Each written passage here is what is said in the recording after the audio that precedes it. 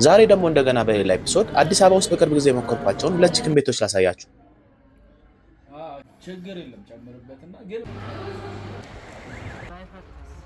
መጀመሪያ ማሳያችሁ ቤት አሚፋ ቺክን ሲባል እኛ የሄድንበት ቅርንጫፍ የሚገኘው ቦሌ ከራማዳ ሆቴል አጠገብ ነው።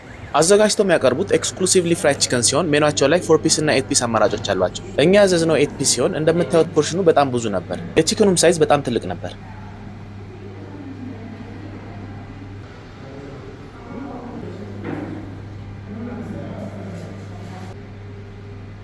ፖርሽኑ ከአንድ እስከ 2 ሰው ድረስ በደንብ ሲበቃ ውስጡ በደንብ የበሰለ ሆኖ ጁሲ ሲሆን ውጩ ደግሞ እንደምታዩት ክሪስፒ ነበር። ከቺክናቸው ጋር አብሮ ዳቦ፣ ፍሬንች ፍራይስ እና ሁለት አይነት ማጣቃሻ ሶስ ይቀርብላቸዋል። የተጠቀሙበትም ሲዝኒንግ ቺክኑን አሪፍ ቴስት ሰጥቶት ነበር። እኔ ፐርሰናሊ የዚህን ቤት ቺክን ሬት አድርገው ቢባል 7.8 ከ10 ሬት አድርገዋለሁ።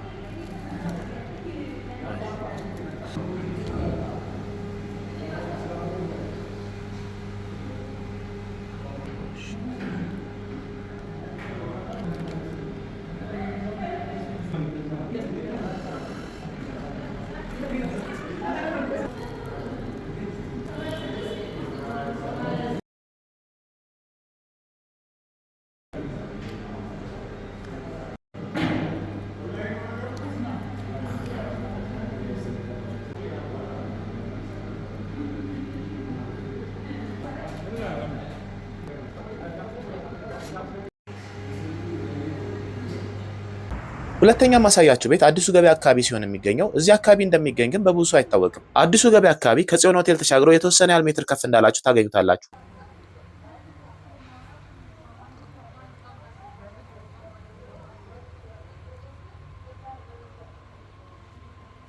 የቤቱ ስም ብሩክሊን ሆቴል ሲባል ከሜኗቸው ሃፍ ሮስት ቺክን እና ቺክን ፒዛ ሞክረን ነበር።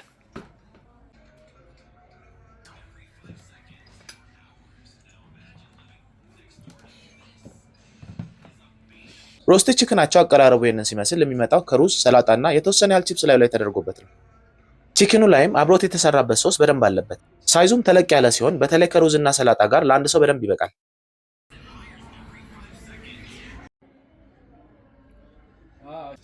ለኛ የቀረበልን ቺክን ስላይትሊ አንደርኩክ ነበር። በሌላ በኩል ደግሞ ጣዕሙ በተለይ ከሶሱ ጋራ በጣም ቆንጆ ነበር። እንደነገርኳችሁ አብሮት የተሰራበት ሶስ በደንብ ስላለበት በጣም ፍሌቨርፉል የሆነ ቴስት ነበረው። ቺክን ፒዛቸው በጣም ትልቅ ሆኖ ለአንድ ሰው በደንብ የሚበቃ ሲሆን ስንቀርጸው ትንሽ ቀዝቀዝ ብሎ ስለነበር አሪፍ ቺስ ፑል አላገኘሁበት። ቴስቱ ግን ከጠበቅኩት በላይ በጣም ቆንጆ ነበር። አብሮትም ቺሊ ሶስ እንደማጣቀሻ ሲቀርብላችሁ በተለይ ደግሞ ከሱ ጋራ በጣም አሪፍ ቴስት ነበር።